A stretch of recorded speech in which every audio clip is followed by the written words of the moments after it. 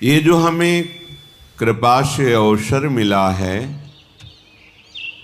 इसे सावधानी पूर्वक भगवत चिंतन करते हुए शास्त्र प्रमाणित कार्यों का ही अनुष्ठान करें तो इसी जन्म में समस्त दुख, शोक, नाना प्रकार की चिंताएं, दुर्गति, ये सब नष्ट हो जाए। हमें लगता है कि हम अच्छे आचरण करते हैं, दुख क्यों मिलता है? हमारे बहुत जन्मों के कर्म हमारे संचित हैं। जब तक हम भगवद अर्पित कर्म नहीं करेंगे, भगवान नाम जप नहीं करेंगे, भगवद आश्रय नहीं लेंगे, तब तक उन कर्मों का नाश तुम्हारे शुभ कर्मों से नहीं होगा। शुभ कर्म और अशुभ कर्म दोनों का अलग अलग भोग प्राप्त होगा, जिसे सुख और दुख कहते हैं। एकमात्र भगवत समर्पित कर्म और भगवत स्मरण इतनी सामर्थ्य है कि आपके सब पहाड़ के पहाड़ जैसे शुभ अशुभ कर्मों को विध्वंस करके महासुख प्रदान करेंगे। जब तक शुभ अशुभ कर्म रहेंगे तब तक आपका जन्म मरण होता रहेगा, आपको दुख सुख की प्राप्ति होती रहेगी। जैसे किसी किसी को भ्रम होता है कि गर्भस्थ शिशु या बाह्य प्रकट हुआ या अभी बाल्यावस्था को है या किशोर अवस्था को है, इस जन्म में तो कोई पाप नहीं हुए, फिर वो क्यों मर जाता है या फिर वो क्यों असाध्य रोगों से ग्रसित हो जाता है? जीव पुरातन है, भगवान का अंश, और उसी ने जिन जिन शरीरों को धारण करके जैसे जैसे कर्म किए हैं वैसा वैसा उसको परिणाम भोगना पड़ता है। पहली बार थोड़ी मनुष्य बना है, शास्त्रों बार बन चुका होगा। जैसे प्रश्न उठता है कि 84 लाख योनियों में एक योनि है जिसमें कर्म नवीन किया जा सकता है, तो अभी तो वो मनुष्य योनि में है, पीछे क्या ऐसे कर्म किए? तो आप जानते हैं ये कितने करोड़ बार मनुष्य बन चुका है? नहीं जानते। अल्पज्ञ होने के कारण आप प्रश्न कर देते हैं कि मनुष्य योनि तो 84 लाख योनियों में एक बार ही मिलती है और अभी वो मनुष्य बना है, कोई नवीन कर्म किया नहीं, ना शुभ ना अशुभ, फिर उसे दंड क्यों मिल रहा है? क्योंकि अन्य योनियों में किए हुए कर्मों का परिणाम मनुष्य योनि में नहीं भोगना पड़ता। जैसे पशु है, पक्षी है, वो तो प्रारब्ध के अधीन होता है, नवीन कर्म कर ही नहीं सकता। फिर ये परिणाम किसका भोग रहा है? जो अभी अभी नवीन अवस्था को प्राप्त हुआ है मनुष्य शरीर में। तो आप अल्पज्ञ हैं, आप पीछे के जन्म नहीं देख पा रहे कि आप करोड़ों बार मनुष्य बने हैं। हर बार आपने वासना की फिसलन में फिसल करके अशुभ कर्म किए और भगवान को प्राप्त होने वाले भगवत प्रीत्यर्थ कर्म नहीं किए, भजन नहीं किया। अनादिकाल से भटकते चले आ रहे हैं। ये क्यों म्यों छोड़ करके यदि शास्त्र और संतों की बात मान लें तो आपका ये जन्म सब कर्म संस्कारों को मिटाकर परम पावन भगवान के चरणों की प्रीति प्रदान कर दे। वही योग योग है, वही ज्ञान ज्ञान है, वही धर्म धर्म है, जिससे भगवान के चरणों में प्रीति हो जाए। वो कर्म धर्म योग ज्ञान किस काम का? जो भगवान के नाम में प्रेम न हो, उनके रूप में प्रेम न हो, उनके श्री चरणों की भक्ति ना हो हृदय में। बड़े बड़े महापुरुष योगींद्र मुनींद्र भी जिनके चरणों का यश गाते हैं, चरणों की आराधना करते हैं, वो प्रभु हैं। हमें तो प्रभु का धाम का आश्रय मिल गया, प्रभु की चरण रज में रहने को मिल गया। बहुत महिमा है इस धाम की। श्रीपाद कह रहे हैं, यत्रैव प्रकटम किशोर मिथुनम तद गौर नीलच्छवि श्री सस्यापि विमोहनम स्मरकला रंगैक रम्याकृति सर्वानंद कदम्ब कोपरि चमत्कारम महादुर्लभम कंचित प्रेम रसम स्रवत्तदखिलम क्षिप्त्वैह वृंदावनम। हे भाई, यत्रैव प्रकटम किशोर मिथुनम तद गौर नीलच्छवि। एक के श्रीअंग की कांति, अद्भुत गौरांग बदन स्वामिनी जो, और अद्भुत श्याम सुंदर श्री लाल जो महाराज। यत्रैव प्रकटम किशोर मिथुनम, यहां प्रगट विराजमान है, प्रगट लीला कर रहे हैं। आप कहोगे हमें दिखाई नहीं देते, तो आपकी तो इतनी मलिन दृष्टि है कि आप अपने को नहीं देख पा रहे हैं इसी घर में रहते हुए। कहाँ आपकी दृष्टि है? आपकी तो मायामयी दृष्टि है, पार्थिव, जिसमें स्त्री पुरुष जड़ चैतन्य दोष गुण लाभ हानि सुख दुख जन्म मृत्यु, ये जो मायाकृत खेल है यही दिखाई दे रहा है। आप अपने को भी तो नहीं देख पा रहे हैं, तो अपने अंशी प्रभु को देखने की क्षमता तुम्हारे दृष्टि में कहाँ है? जैसे कोई प्रश्न करे कि श्रीपाद कह रहे यत्रैव प्रकटम किशोर मिथुनम तदगौर नीलच्छवि, यहाँ प्रगट विराजमान है, उनका महल है, वो भ्रमण करते हैं, वन विहार करते हैं, लीलारत हैं। मुझे तो कहीं नहीं दिखाई दे रहा, तुम्हें तो तुम ही नहीं दिखाई दे रहे हो। तुमने देखा अपने को?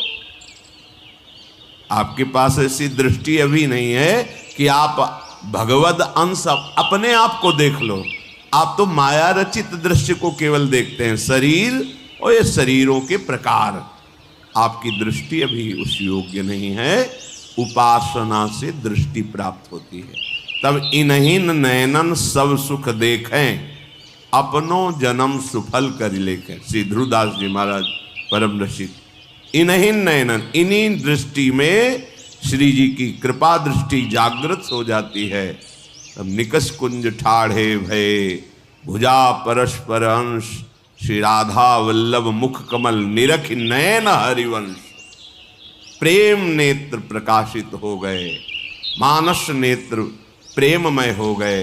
अब दिखाई दे रहा गौर नीलच्छवि, गौरांग बदन, अनंत बिजलियों की कांति श्री लाडली जू, और अद्भुत लावण्य श्याम सुंदर श्री लालजू महाराज, दोनों गलबेहियां दिए हुए कुंज निकुंजों में प्रगट अभी यही आज अतिराजत दंपति भोर। आज पर हमारे नेत्र नहीं है कि हम वो देख पावें।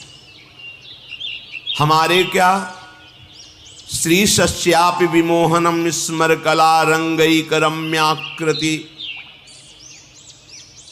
लक्ष्मी के भी वो नेत्र नहीं जिससे ये रस, तभी बहुत गूढ़ एकांतिक रस है। ब्रह्मा का भी जो दिव्य ज्ञान है, दिव्य नेत्र हैं, अभी उनमें वो प्रेम नेत्र नहीं जिनसे प्रिया प्रीतम की इस रसमयी विलास स्थिति को देख सके। वो तो बाल कृष्ण की लीला को ही देखने की सामर्थ्य नहीं रह गई, और कंपायमान शरीर होकर 3 परिक्रमा करके स्तुति करके चले गए ब्रह्मा जी। ये हमारे गौरांग बदन लाडली जू महाराज और श्याम बदन लाल जू महाराज, ये यहाँ विराजमान है। मान लो आप, आपको दिखाई नहीं दे रहे पर आप मानते हो ना कि आप हैं, ऐसे आप मान लो। श्रीधाम वृंदावन प्रिया प्रीतम की नित्य लीला स्थली है। यहां एक सर्वानंद कदम माने समूह होता है, सर्वानंद का समूह, अद्भुत चमत्कार महादुर्लभम। सर्वानंद कदम्ब कोपरि चमत्कारम महादुर्लभम। अपनी बुद्धि नहीं है कि इस बात को समझ सके। जहां हमारी लाडली जी और लालजू गलबैया दिए हुए विहरण कर रहे हैं, उस शोभा को देख करके कोई भी, चाहे योग जनित सुख हो, चाहे ज्ञान जनित सुख, ये भोगों की तो ब्रह्मादिक जितने भी भोग हैं ये तो इस लगन में फीके पड़ जाते हैं। ब्रह्मादिक के भोग सब विषम लागत ताहि, नारायण ब्रज चंद की लगन लगी है जाई। कंचित प्रेम रसम स्रवत दखिलम क्षिप्त्वैव वृंदावनम। अगर आप वृंदावन का आश्रय ले लेते हैं, वृंदावन का वास स्वीकार कर लेते हैं, या आश्रय लेकर वृंदावनेश्वरी के चरण उपासना में लग जाते हैं, तो ऐसा चमत्कारम महादुर्लभम, अद्भुत चमत्कार महादुर्लभ प्रेम रस आपके हृदय में, ये बड़ी दुर्लभ बात, भगवत प्रेम होना। माया में ही और माया का प्रदर्शन करना है कोई चमत्कार नहीं है। नाना प्रकार की सिद्धियों के द्वारा इसी माया का ही चमत्कार तो है। माया में कई जगह शरीर एक समय में उपस्थित कर लेना, माया में मन की बात जानकर बता देना, आप कहाँ से आ रहे हैं, आपका नाम क्या है, आपका उद्देश्य क्या है, ये सब माया में ही तो है ना। मायातीत बुद्धि हो जाना, और उस मायातीत सुख को मोक्ष कहते हैं, और उस मोक्ष सुख का भी त्याग करके लाडली जू और लालजू के श्री चरणों का प्रेम प्राप्त हो जाना, ये अत्यंत दुर्लभ बात, अत्यंत दुर्लभ बात। यद किंचित छटा जिसके हृदय में प्रेम की पड़ी तो सब भूल गए। संन्यास रूप में श्री नारायण स्वामी जी यहां पधारे। श्री कृष्ण रूप माधुरी ने ऐसा बावरा कर दिया कि महाप्रेमी हो गए। विरह कमंडल कर लिए बैरागी दो नयन, बस मांगत दरस मधु करी, छके रहत दिन रैन। ऐसी अद्भुत अद्भुत स्थिति नारायण स्वामी की। एकमात्र प्रभु का चिंतन, रूप का और नाम का, सब भूल गए। ब्रह्मानंद, वेदांत दर्शन, ये प्रेम रस ऐसा है, ये जब जागृत होता है तो दुशरिया नहीं रहने देता। प्रेम गलियति साकरी तामे दो न समाए। तो श्री वृंदावन मंडले यदि सिरा श्री राधिका कृष्णयो, यदि वृंदावन में आप आए और सत्संग सुना और आपके हृदय में बैठ गया कि अब तो मेरे जीवन के आधार श्री श्यामा श्याम है, अपना जीवन में श्यामा श्याम को देता हूँ, लाडली लाल को समर्पित करता हूँ। शरअर्पित करने का मतलब होता है मन वचन कर्म से उनकी शरणागति स्वीकार करना। श्री वृंदावन मंडले यदि सिरा श्री राधिका कृष्णयो, अपना शीश दे दिया। ये प्रणाम कोई छोटी बात नहीं है। प्रणाम करने का मतलब होता है हमने शीश दे दिया। शीश देने का मतलब होता है सर्वस्व, अब मेरे प्राण समर्पित हैं, आज्ञा कीजिए, जो आपकी आज्ञा होगी वैसे ही अब जीवन चलेगा। मेरे जीवन का अस्तित्व केवल आपकी आज्ञा है। अब मेरा मन कुछ कहेगा उसके अनुसार नहीं चलूंगा, आपकी आज्ञा क्यों, उसे कहते हैं प्रणाम करना, चरणों का आश्रय ले लेना, प्रणति शरणागति। सत्प्रेमैक रसात्मनो पदतले न्यस्याभय स्थीयते। जिसने श्री श्यामा श्याम के चरणों में अपने शीश को झुका दिया, समर्पित कर दिया, अब उसे कहीं भी कोई भी भय परास्त नहीं कर सकता, श्रीपाद कह रहे। क्योंकि ऐसा सच्चिदानंद में निर्भय पद उसके हृदय में प्रकट होता है। तरहास्ते मम लोक तो नहीं भयम, नो धर्म तो नो दूरांत यदि व्याधि सतात किमन्य दखिलाधीसाच में नो भयम। अब उसे कोई लोकपाल भी भयभीत नहीं कर सकता। जिसके भय से वायु चलती है, सूर्य तपता है, मृत्यु अपने समय से काम करती है, वो ईश्वरों के ईश्वर भी भगवान श्री कृष्ण हैं। वही निर्गुण निराकार हैं, वही सगुण साकार हैं, पर ब्रह्म की प्रतिष्ठा है श्री कृष्ण गीता जी। और उन्हीं श्री कृष्ण के हृदय का प्रेम समुद्र जब सार रूप धारण किया तो श्यामा जी हुई। ऐसे श्यामा श्याम के चरणों की शरणागति जिसने वृंदावन धाम में आकर के रसिकों का संग करके प्राप्त कर ली, उसकी ऐसी स्थिति हो जाती है कि लोकपालों का भी कोई भय नहीं रहता। सुरपति, नरपति, लोकपति जिनके भावे घास रहे, परमानंद में तज सबही की आस, क्योंकि निर्भय पद श्री श्यामा श्याम के चरणों की शरणागति हृदय में जागृत हो गई है।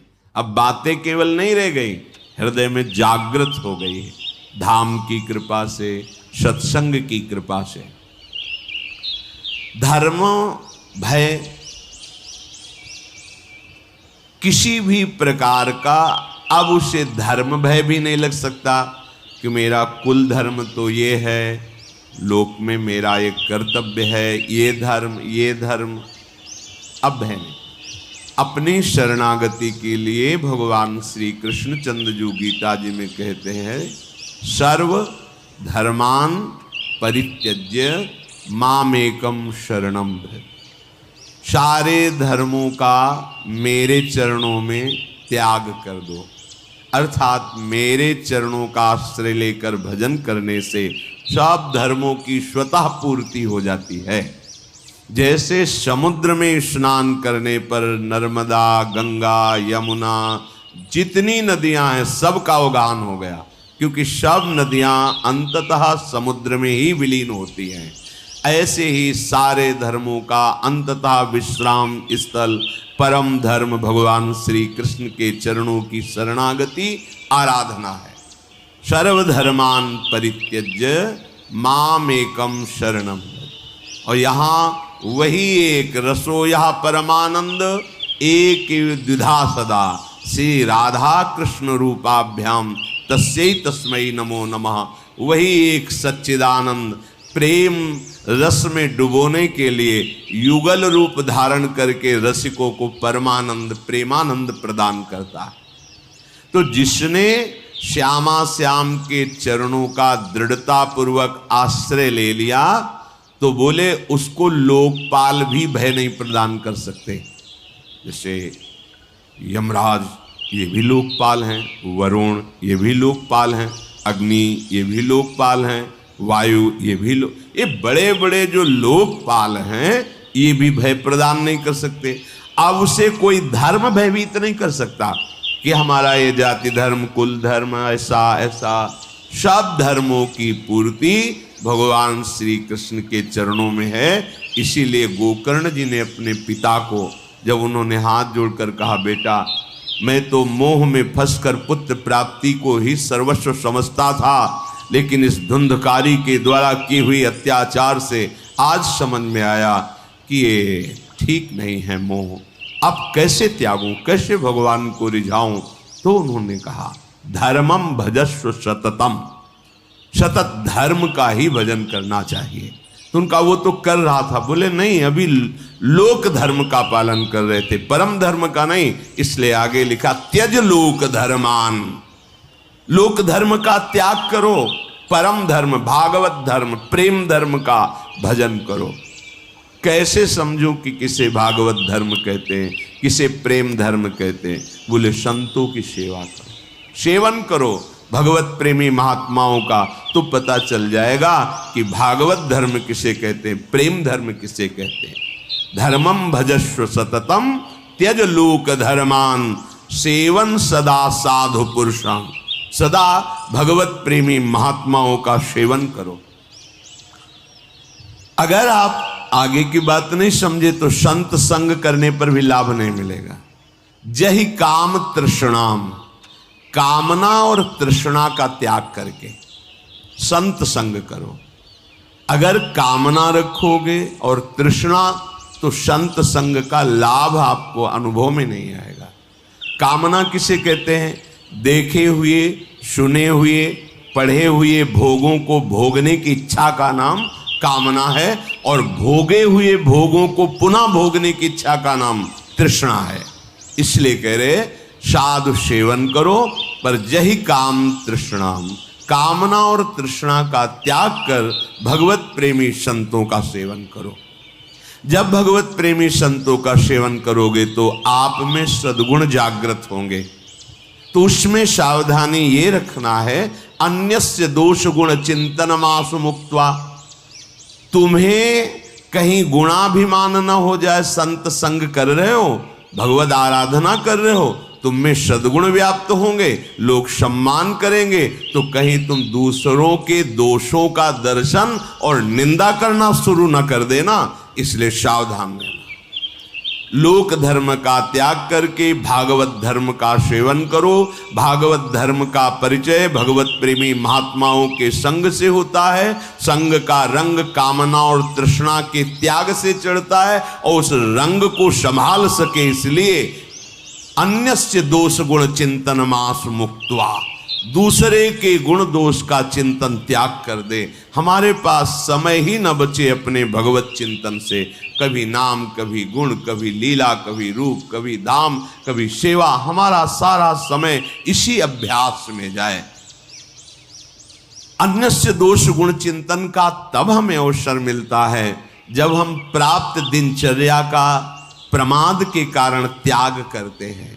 अगर भगवत प्रदत्त, गुरु प्रदत्त दिनचर्या का हम ईमानदारी से पालन करें तो हमारे पास समय ही नहीं है किसी के गुण दोष देखने का। इसलिए कह रहे अन्यस्य दोष गुण चिंतन मास मुक्त्वा सेवा कथा रस महो नितराम पिबत्वम, भगवान की लीला चरित्रों का गायन, श्रवण और प्रभु के श्री अंग की सेवा। अपनी कुटिया में ठाकुर जी को विराजमान जो किए हैं वो साक्षात हैं। ऐसी भावना से उनकी सेवा में रत रहना। तो यदि आप श्यामा श्याम के चरणों की शरणागति ले ली तो अब आपको धर्म का भी भय नहीं करना कि मेरा कुल धर्म, मेरे कुल देवता, मैं एक पिता हूं, मेरा ये कर्तव्य, मैं एक पुत्र हूं, सब कर्तव्यों की पूर्ति स्वतः हो जाएगी जब आप भगवान के आश्रित हो जाओगे। तो इसका मतलब ये सब नहीं करना चाहिए। नहीं, अंतर्भाव नहीं समझ पाए। जब आप भगवान की शरण में होगे तो आपकी बुद्धि इतनी पवित्र होगी कि आप एक पिता का, एक पुत्र का, एक पति का या एक पत्नी का या अपना ऐसा महान आचरण सद्गुण प्रकाशित करेगा इस शरणागति कि सब आप पर प्रसन्न हो जाएंगे, सब आपको आशीर्वाद देंगे, ऐसे आचरण आपसे होने लगेंगे। पर आपकी रति होगी भगवान के ही चरणों में, प्रभु के नाते से ही सब कर्तव्यों का पालन होगा। तरहास्ते मम लोकतो नहीं भयम नो धर्मतो नो दूरांताधि व्याधि सतात। अगर किसी कर्म के वशीभूत होकर के हमारे शरीर में 100 भयानक रोग एक साथ पैदा हो जाएंगे तो भी मेरे हृदय में कोई चिंता नहीं रहेगी, क्योंकि हम श्यामा श्याम के शरणागत हैं। अक्षरशः सत्य है। हृदय से शरणागति स्वीकृत हो जाए तो ये बात कह रहे कि 100 यदि रोग एक साथ प्रकाशित हो जाएं इस शरीर में तो भी मेरे हृदय में कोई चिंता, कोई शोक, कोई भय नहीं होगा, क्योंकि हम प्रभु के शरणागत हैं। ऐसे अखिल ब्रह्मांडों का कोई अधिपति भी हो, जैसे अखिल ब्रह्मांडों का अधिपति काल है, समय, वो ब्रह्मा को भी खा जाता है। ब्रह्मा भी उससे भयभीत होते हैं क्योंकि उनकी भी अवधि है।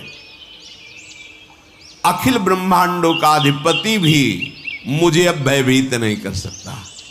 भगवान का ही स्वरूप है काल। समुझ जे आए शरण ते डरत ना काल डर। जो ऐसा समझ करके श्यामा श्याम के चरणों का आश्रय ले लेते वो काल से भी भयभीत नहीं होते। कैसे? देखो, मृत्यु की बात सुनकर भय लगता है, मरने से हमारा स्वभाव बन गया भयभीत होने का, और मृत्यु से तो खास डर लगता है।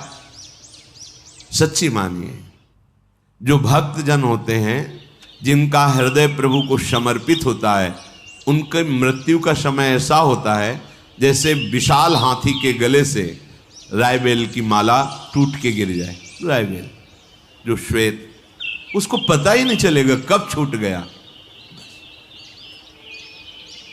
मृत्यु भयावा नहीं, भयावा तब होती है जब हम केवल शरीर में आसक्त है और यहां की सब सामग्री हमने मेहनत के द्वारा पैदा की, और जब छूटने का समय आता है तो सब छूटेगा। जिनसे हमने परिचय बनाया वो छूटेगा, जिसको हमने अपना माना वो छूटेगा, तो अब मिलेगा क्या? अब केवल भय ही भय है। कहाँ जाऊंगा, कौन मेरा है, क्या होगा, ये सब मेरे तो छूट रहे हैं, अब क्या होगा? अब भय है। अगर आपने श्यामा श्याम के चरणों का आश्रय लेकर सबकी सेवा की है, तो मूल में श्यामा श्याम है, तो शरीर छूटने की बात आने पर यह बात आएगी, श्यामा श्याम है ना, हमें जाना तो उन्हीं के पास है ना। आप देखो, वास्तविक हृदय में जब शरणागति आएगी तो मृत्यु का भय भी जाने लगता है। मरने का मतलब है अपने प्रीतम के समीप नित्य निरंतर सानिध्य में रहना।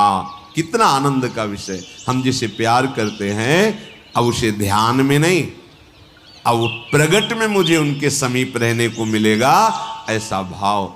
मरने से सब जग डरा, मेरो मन आनंद, कब मरी हो कब भेटी हो पूरन परमानंद। तो कह रहे हैं उसे सर्व ब्रह्मांड अधिपति काल से भी भय नहीं होता। जिए काल बस ना परे। वो जीता है श्यामा श्याम में, काल के अधीन होकर नहीं जीता, क्योंकि वो श्यामा श्याम का शरणागत। तो ये तो भाई उनकी बात हुई जो वृंदावन आश्रित होकर श्यामा श्याम की तन्मयता पूर्वक उपासना कर रहे, रोज सत्संग सुन रहे, रसिकों का संग। पर हम तो दूर से आए हैं, आज ही रुकेंगे फिर चले जाएंगे, और घर गृहस्थी में इतना भजन साधन तो बनता नहीं।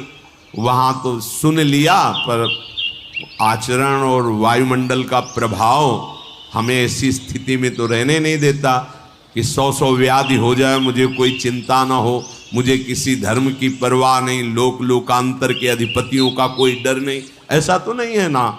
तो हमारे लिए क्या है? तो श्रीपाद के यत् पुष्पम घ्रातवन्तः, धन्य है, सकृदपि पवनम वा स्पृशन्तः स्वरूपम, लोकम वा लोकयन्तः, कमपि नति कृतः करहि चिद्यद्दिशेपि, यन्नामाप्येक बारं शुभमभिदधतः कीकटादौ च मृत्वा, प्राप्स्यन्ते वाञ्जसा तन्मुनिवरमहितं धाम ये केचिदेव। आहा, ये धाम देगा आपको क्या? बोले यत् पुष्पम घ्रातवन्तः सकृदपि, यदि वृंदावन में प्रकट हुए पुष्प को, जो वृंदावन की भूमि में प्रकट, बड़ी महिमा, तभी कहते हैं। अब ऐसा समय आ गया है कि लताओं का आदर नहीं है, बड़ा दुर्भाग्य प्रकट हो रहा है। करे तो क्या करे, माया ने ऐसी समस्या में फंसा दिया। अब वो 50,000 रुपया गज की 100 गज जगह खरीदी, अब 100 गज में उसमें वृक्ष रखे, अपना मकान बनाए, क्योंकि सब बड़ी मुश्किल से धन संग्रह करके वृंदावन वास के लिए उसने जगह खरीदी है। अब एक पीपल का वृक्ष, बरगद का वृक्ष, वो खुद अपना अधिकार जमा ले, अब क्या करें? ये दलीलें हमारी बुद्धि में जागृत होती है कि हम क्या करें, इतनी महंगी जगह ली, अब लता। पर हमें ये ध्यान रखना है कि कोटि ब्राह्मणों की, ब्रह्म ऋषियों की हत्या का जो फल है वो यहाँ की लता को काटने पे है। ये धाम है। यहाँ हमारे प्यारे जो लता के नीचे खेलते हैं, लता भवन सुख शीतल छहा, श्री हरिवंश रहत नित्य जहाँ, तहाँ न वैभव। हाँ, यहाँ की लताएं बड़े बड़े परमहंस महात्मा हैं, पर दुर्भाग्य है ऐसी माया ने बुद्धि अपने लोगों की कर दी कि कोई रास्ता ही नहीं समझ आता। अब जगह खरीदे तो उसमें लता रहने नहीं देंगे, लता नहीं रहेगी तो वहाँ बिल्डिंग बनाओगे तो भजन नहीं रहेगा, क्योंकि अपराध तो पहले ही कर दिया। महान वृक्षों का हनन वृंदावन के रसिकों ने देखा है कि ये लताएं समर्थ हैं प्रिया प्रीतम के प्रेम रस प्रदान। श्री बिहारिन देव जी महाराज स्वामी हरदास जी की कृपा पात्र जन कह रहे हैं कि प्रेम पदार्थ अति दूर है बिन से रज रूख। बिना लता का सेवन किए, रज का सेवन किए यहाँ का प्रेम नहीं समझ। जैसे बाहर से लोग बोलते थे ना, क्या क्या ये सब प्रेम, क्या क्या जानोगे, अपने को नहीं जानते, धर्म को नहीं जानते, सत्य को नहीं जानते, इंद्रियों को नहीं जानते, मन को नहीं जानते, उनको अधीन नहीं कर सकते। केवल बातें बनाने से होता। परमार्थ अध्यात्म केवल भाषण थोड़ी है, ये बातें थोड़ी हैं, ये जीवन समर्पित करके ये खेल खेला जाता है, तब कहीं कुछ समझ में आता है। वो भी गुरु कृपा से अहंकार रहित होकर पूर्ण जीवन समर्पित, एक एक सेकंड प्रयत्नशील रहकर भगवत आराधना, तब कहीं समझ में आता है। अगर वृंदावन में वास कर गमले में ही सही 2 रायबेल के पौधे लगा लो, कोई फूल के लगा लो, और वृंदावन की रज में प्रकट हुआ एक फूल लाकर श्यामा श्याम के चरणों में, नाम सेवा में, रूप सेवा में, विग्रह सेवा में अर्पित, और अर्पित पुष्प को एक बार सूंघ लिया, ये प्रसादी पुष्प की महिमा। यत पुष्पम घ्रातवंतः सकृदपि, एक पुष्प वृंदावन का, वृंदावन के पुष्प की बड़ी महिमा है। एक पुष्प लिया, श्री जी को अर्पित किया, और जब प्रसादी मिला और सूंघा, सकृदपि, एक बार वृंदावन की। फिर आप वृंदावन में आए, एक बार घूमे तो हवा लगी ना, पवनम वा स्पृशंतः स्वरूपम, यहां की वायु का स्वरूप जानते हो?